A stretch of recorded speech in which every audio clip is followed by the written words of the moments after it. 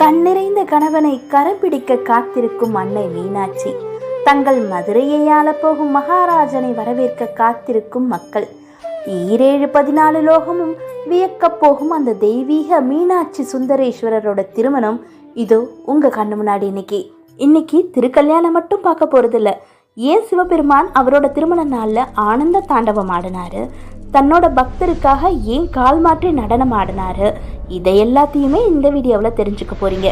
அதனால இந்த வீடியோவை ஸ்கிப் பண்ணாம முழுசா பாருங்க. மதுரை சித்திர விழா சீரீஸ்ல இன்னைக்கு நாம பார்க்க போறது மீனாட்சி சுந்தரேஸ்வரர் திருக்கல்யாணம். மீனாட்சிக்கு திருமணம் அப்படின்னு சொன்ன உடனே மதுரை மாநகரமே விழா கோலம் பூண்டுடுச்சு. நாட்டின் அரசிக்கு திருமணம்னா சும்மாவா? மக்கள் எல்லோரும் மகிழ்ச்சியில திளைத்து கொண்டிருந்தாங்க. திருமணத்திற்கு நாள் குறைத்த முதலா மணமகள் மீனாட்சியோட முகத்துல வெக்கம் குடிக்கொண்டுடுச்சு. தன்னோட மணாளனை முதலா அந்த சந்தித்த அந்த அனுபவம் அப்போது அவளை சிலிர்ப்பு கொள்ள செய்துச்சு. உங்களுக்கு ஒண்ணு தெரியுமா? மீனாட்சி பிறக்கும் பொழுதே 3 மார்பகங்களோட பிறந்தாங்க. அந்த மார்பகங்கள் எப்படி மறையணும் அசரீரி என்ன சொன்னுச்சுன்னு தெரியுமா?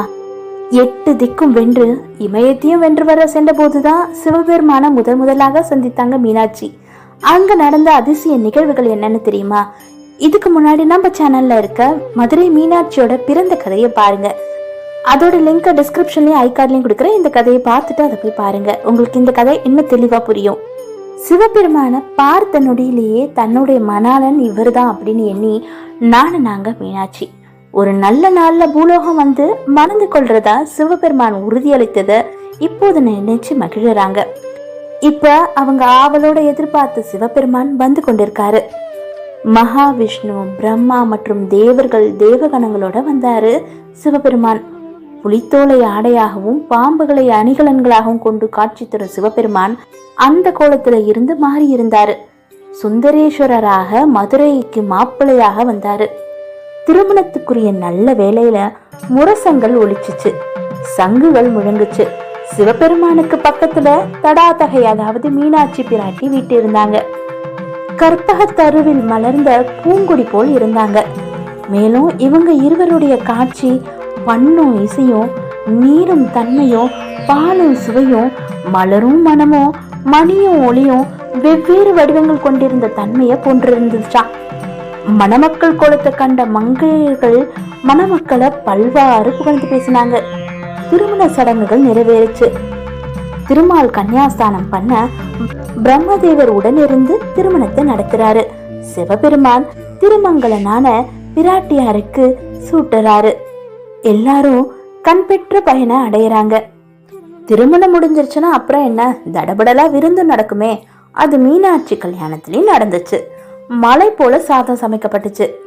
இந்த விருந்துல தேவர்கள், மகரிஷிகள், சித்தர்கள் அப்படின்னு பலருக்கும் திருமணத்துல விருந்து பரிமாறப்பட்டுச்சு. இந்த திருமணத்துல பங்கேற்றவங்கள்ல வியாக்கிரபாதர், பதஞ்சலி இந்த மகரிஷிகளும் அடங்கும். திருமணத்துக்கு வந்தவங்களுக்கு விருந்து பரிமாறிட்டு இருந்த போது இந்த 2 பேரும் மட்டும் சாப்பிடல. இந்த 2 பேரும் சிதம்பரத்துல நடராஜரோட நடனத்தை கண்டுட்டு ஒன்னும் பழக்க முடியவங்க. இவங்கள மணமக்கள் வீட்டார் வந்து சாப்பிட அழைக்கிறாங்க. நாங்க சிவதாண்டவம் கண்ட பின்பே சாப்பிடுவோம் அப்படின்னு 2 பேரும் சொல்றாங்க. இதை கேட்ட சிவன் மகரிஷிகளுக்காக இங்கு ஆனந்த தாண்டவம் ஆடி காட்டினாரு. இத பார்த்த பிறகுதான் மகரிஷிகள் சாப்பிட்டாங்க. எல்லோரும் சாப்பிட்டு முடிச்ச பிறகும் சமைத்த சாப்பாடுல ஒரு பங்கு மட்டும்தான் காலியாகி இருந்துச்சு. இதை அறிந்த மீனாட்சி அது பத்தி தன்னோட கணவரான சிவபெருமான்கிட்ட கூறுறாங்க. உடனே சிவபெருமான் 2 குண்டோதரர்களை அங்க வரவழைக்கிறாரு. மீதமுள்ள சாதம் பலகாரங்களை சாப்பிடுமாறு சிவபெருமான் அவர்களுக்கு ஆணையிடுறாரு. அவங்க இருவரும் அடுத்த சில நிமிடங்கள்லயே அத்தனை உணவு வகைகளையும் பலகாரங்களையும் வேகமாக தின்று தீர்த்துறாங்க. தாகத்தை தணிக்க பெரிய அண்டாக்கள்ல இருந்த தண்ணீரை மடக்கு அப்படின்னு குடிக்கிறாங்க. பெரிய அண்டாக்கள் எல்லாம் அவங்களுக்கு சிறிய டம்ளர் போல இருந்துச்சு. அந்த தண்ணீர் அவங்களுக்கு போதல. தாகம் தாகம் அப்படின்னு கத்துறாங்க. அப்ப சிவபெருமான் தன் கையை வைத்து அங்க ஒரு நதியை உருவாக்குனாரு. அந்த நதி நீரை குடிச்சு குண்டோதரர்கள் தாகம் தணிச்சாங்க. சிவபெருமான் தன் கையை வைத்து உருவாக்கியதாலதான் அந்த நதி வைகை ஆயிற்று. இப்ப இந்த இடத்துல உங்களுக்கு ஒரு கேள்வி. சிவபெருமான் கையை வைத்து உருவாக்கியதுனால வைகை நதி உருவாயிடுச்சு. அதே போல இந்து புராணங்கள்ல இன்னொரு நதி விநாயகரால உருவாகும். அந்த நதி என்னன்னு உங்களுக்கு தெரியுமா? அதுதான் காவேரி. அந்த கதை என்னன்னு தெரிஞ்சுக்கணும்னா நம்ம சேனல்ல ஏற்கனவே அந்த வீடியோ இருக்கு. அதோட லிங்கை நான் டிஸ்கிரிப்ஷன்லயும் ஐகார்ட்லயும் கொடுக்குறேன். அதை கிளிக் பண்ணி பாருங்க. இப்ப இங்க வருவோம். சிவபெருமான் மகரிஷிகளுக்காக ஆனந்த தாண்டவம் ஆடி காட்டினாரு. அதே போல ஒரு பக்தருக்காக கால் மாத்தி நடனம் ஆடி காமிச்சாரு. அது என்ன அப்படின்ற கதையை பார்ப்போமா? பிற்காலத்துல மதுரைய ராஜசேகர பாண்டிய மன்னன் ஆட்சி செய்து வந்தாரு. சிவபக்தனான இவரு ஆயக்கலைகள்ல 63 கற்று தேர்ந்தாரு. பரதம் மட்டும்தான் பாக்கி இருந்தது. ஒரு சமயம் அவரு மற்றொரு மன்னனோட போட்டியிட வேண்டிய சூழ்நிலை வந்துச்சு. அதனால பரதம் கற்றுக்கொள்ள வேண்டிய கட்டாயம் ஏற்படவே அதையும் கத்துக்கிட்டாரு. முதல் நாள் பயிற்சி எடுத்த மன்னனுக்கு கால்ல கடும் வலி உண்டானது. அப்போதுதான் அவருக்கு சுள்ளன ஒரு உண்மை உரைச்சது. ஆஹா, பரதம் கற்க இன்று ஒரு நாள் ஆடிய நமக்கே இப்படி வலிக்குதே. இங்கே எம்பெருமான் தொடர்ந்து ஒரே ஒரு காலை மட்டும் ஊன்றியளவா ஆடிக்கொண்டிருக்கிறாரு. அவருக்கு எவ்வளவு வலி இருக்கும் அப்படின்னு நினைத்தவரு நடராஜர் சன்னதிக்கு செல்றாரு. பகவானே, உன் கால் வலிக்குமே, காலை மாற்றி ஆடு அப்படின்னு வேண்டுறாரு. பக்தனின் வேண்டுதலை ஏற்ற சிவன் அவருக்காக இடக்காலை ஊன்றி வலது காலை தூக்கி ஆடினாரு. இவர் சுந்தரேஸ்வரர் சன்னதி முன்புள்ள மகா மண்டபத்துல கால் மாற்றி ஆடிய கோலத்துல காட்சி தராரு. வியாக்கிரபாதர் பதஞ்சலிக்காக ஆடிய ஆனந்த தாண்டவமும் மன்னனுக்காக கால் மாற்றி ஆடிய தாண்டவமும் நடராஜர் சன்னதி எதிரே உள்ள சுவர்ல சித்திரமா வரையப்பட்டிருக்கு. சிவனோட பாதம் பார்க்கணும் அப்படின்னா அது மதுரையில மட்டும்தான் முடியும்.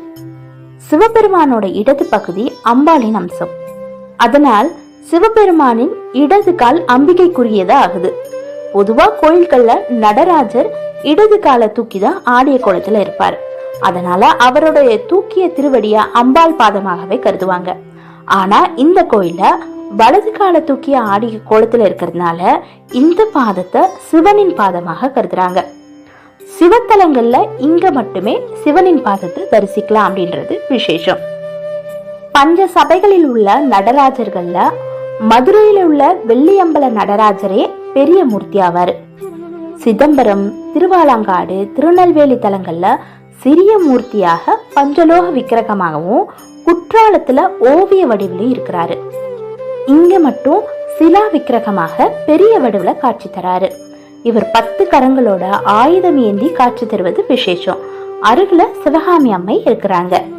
சரி, நம்ம போன பகுதியில மீனாட்சி அம்மை 3 மார்பகங்களோட பிறந்தாங்க அப்படின்னு பார்த்தோம். அதுக்கு என்ன காரணம்னு அந்த வீடியோல சொல்ல மறந்துட்டேன். இந்த வீடியோல சொல்லட்டுமா? மீனாட்சி அம்மன் காரிய காரணத்தோடு தான் தனக்கு 3 தனங்களை வருவித்துக் கொண்டாங்க. சிவனுக்கு 3 கண்ணாயிற்றே, அது ஒரு காரணம். அது வழக்கமான கண்களோட நெற்றியில் உள்ள கண்ணாலும் ஜீவன்களை கண்காணிக்கிறார். கோபம் வரும்போது வெப்பத்தை உமிழ்றார். இதனால ஜீவன்கள் நடுங்குது. தந்தை கண்டிப்புக்காரராக இருந்தாலும் தாயார் அனுசரணையாக இருப்பாள் இல்லையா? அப்படி தந்தையின் கண்டிப்பில் தவிக்கும் உயிர்களை அம்பிகை முப்பாலூட்டி தாளாட்டுறாங்க. அதனாலதான் அவங்களுக்கு 3வது மார்பகம். இப்ப மதுரை சித்திர விழா வீடியோல மீனாட்சி அம்மையோட பிறந்தது பார்த்தாச்சு, அவங்களோட திருக்கல்யாணம் பார்த்தாச்சு. அடுத்தது என்ன விசேஷம்? வைகையில அழகர் இறங்குறது, அவரோட கோயில் பற்றிய விவரங்கள், மீனாட்சி அம்மை ஏன் பச்சை நிறத்துல இருக்கிறாங்க, அவங்க புரிந்த திருவிளையாடல்கள் என்ன அப்படின்னு பல வீடியோக்களை பார்க்க போறோம். இதெல்லாம் தெரிஞ்சுக்க தொடர்ந்து இந்த சேனலை பாருங்க. அதுக்கு இந்த சேனலை சப்ஸ்கிரைப் பண்ணி வச்சுட்டு இது உங்களோட ஃப்ரெண்ட்ஸ் அண்ட் ஃபேமிலிக்கும் ஷேர் பண்ணுங்க. அவங்களும் தெரிஞ்சுக்கிட்டோம். இந்த வீடியோ பிடிச்சிருந்தா லைக் பண்ணுங்க. உங்களோட மேலான எண்ணங்களை கமெண்ட்ல பதிவிடுங்க. அது எனக்கு மிகவும் ஊக்கம் அளிக்கும். நன்றி, வணக்கம்.